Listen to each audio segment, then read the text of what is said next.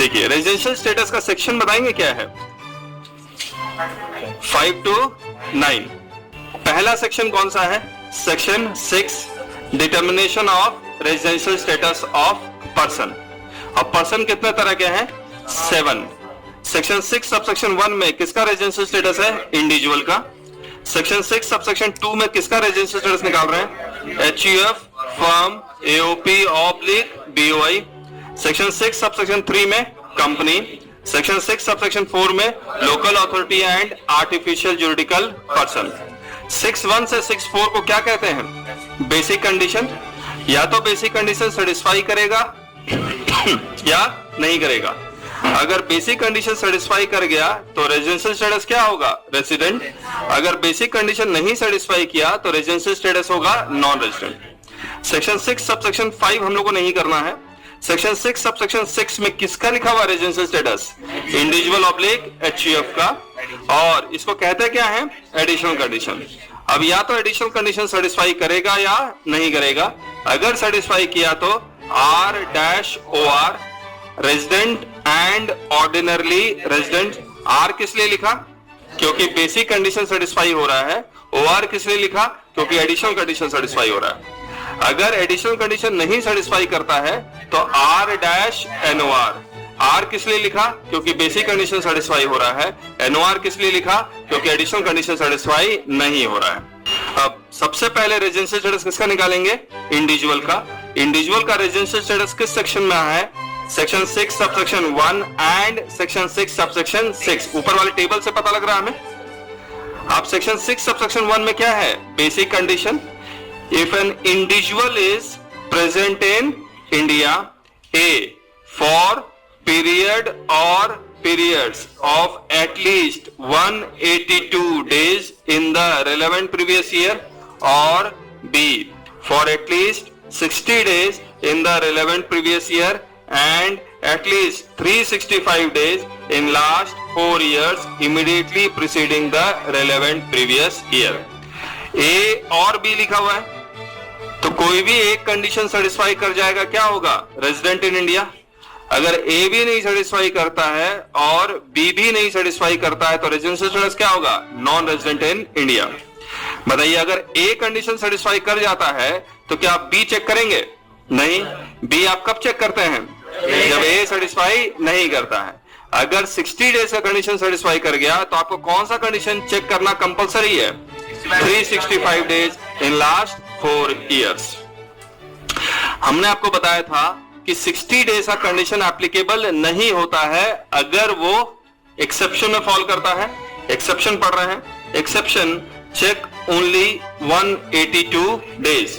A, if an Indian citizen leaves India for the purpose of employment or leaves India as a crew member of an Indian ship. If an Indian citizen leaves India as a crew member of a foreign ship, क्या वो exception में fall करेगा? Yes. क्यों? Because he is leaving India for the purpose of employment. B. If an Indian citizen or a person of Indian origin comes to India on a visit from outside India. Person of Indian origin का मतलब क्या है? As per explanation to section 115C, subsection E, a person is said to be of Indian origin if he himself or his parents or its grandparents are born in undivided India. Date of birth कौन सा check करते हैं, कब का, Before 15th August 1947. Place of birth India, Pakistan और Bangladesh. Section 6 subsection 6 में क्या लिखा हुआ है, additional condition. A, resident in India for at least 2 years in last 10 years immediately preceding the relevant previous year। 10 साल में कितनी बार बेसिक कंडीशन सेटिस्फाई करना चाहिए, 2 बार। अगर 2 बार बेसिक कंडीशन सेटिस्फाई कर जाता है तो उसका रेजिडेंशियल स्टेटस क्या होगा, रेजिडेंट। कितनी बार बेसिक कंडीशन आप टोटल चेक कर रहे हैं, 11 बार। पहली रिलेवेंट प्रीवियस ईयर में अगर बेसिक कंडीशन सेटिस्फाई कर जाता है तो रेजिडेंट और नॉन रेजिडेंट के बारे में पता लगेगा। पिछले 10 साल में अगर वो बेसिक कंडीशन सेटिस्फाई करता है और 2 बार सेटिस्फाई करता है तो क्या पता लगेगा, OR है या NOR है। सिर्फ 2 बार रेजिडेंट ही नहीं होना चाहिए, एंड लिखा हुआ है, and present in India for at least 730 days in last 7 years immediately preceding the relevant previous year. If satisfies both the additional condition, then residential status is R-OR, otherwise R-NOR.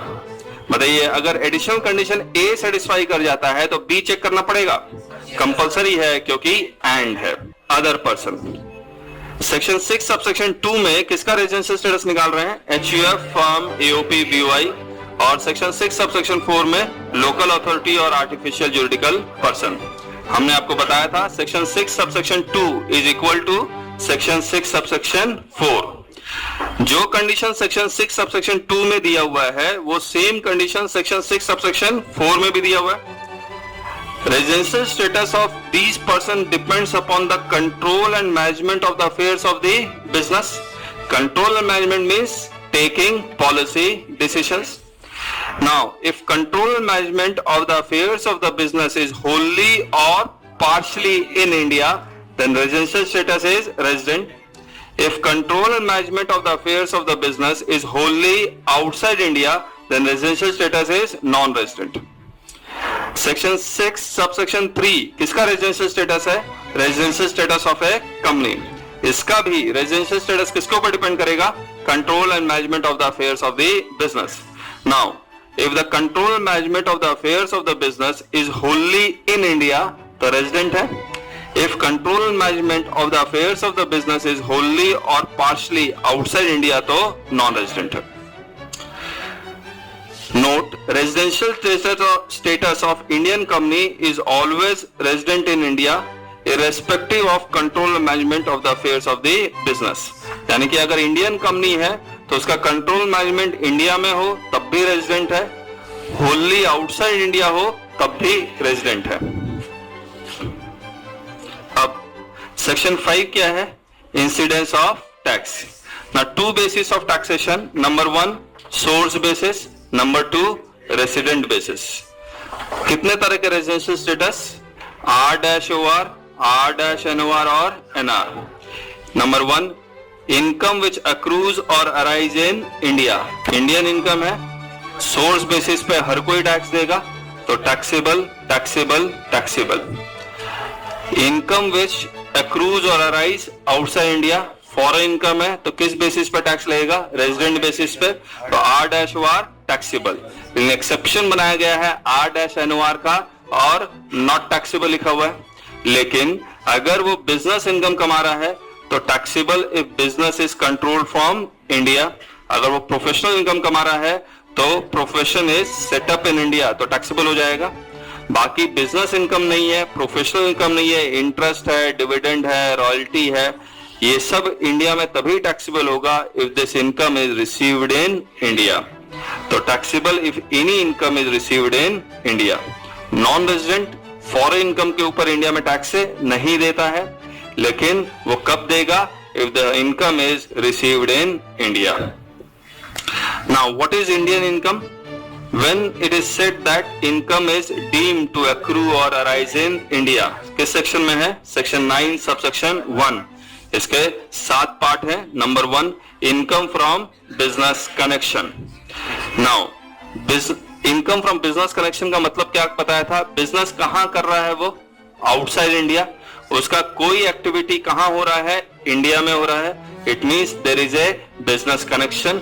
Business connection का दूसरा नाम है territorial nexus या फिर उसको permanent establishment भी कहते हैं. तो income from business connection, business outside India and part activity of business carried out in India, also called permanent establishment or territorial nexus. Exception to the business connection. 4 cases में business connection नहीं मानेंगे. अगर नहीं मानेंगे तो India में taxability नहीं आएगी. A all operation not carried out in India. तो कौन सा ऑपरेशन के लिए इंडिया में टैक्सेबल होगा? वही operation which is carried out in India. B purchase for export. C collection of news. D shooting of film in India by foreign citizen. 9(1) Clause 2, services rendered in India by any person. 3, services rendered outside India by Indian citizen. Employer is Government of India. इसके साथ कौन सा section एक applicable हो जाता है? Section 10 subsection 7. तो यहां लिख लेना. However, as per section 10 subsection 7, allowances and perquisites are exempt from tax. Only basic salary is taxable. So, however, as per section 10 subsection 7, allowances and perquisites are exempt from tax. Only basic salary is taxable. Fourth, dividend from Indian company. इसके आगे आप क्या लिखेंगे? However, it is exempt from tax under section 10 subsection 34. Interest on loan which is used in India, royalty from knowledge which is used in India, fees from technical services where technical agreement is implemented in India. इन तीनों cases में government of India का exception डाला था हमने. If interest, royalty or fees for technical services is payable by Government of India, then such income deemed to accrue or rise in India, whether there is a business connection or territorial nexus or not. तो India में उसका business connection हो या ना हो, उससे कोई फर्क नहीं.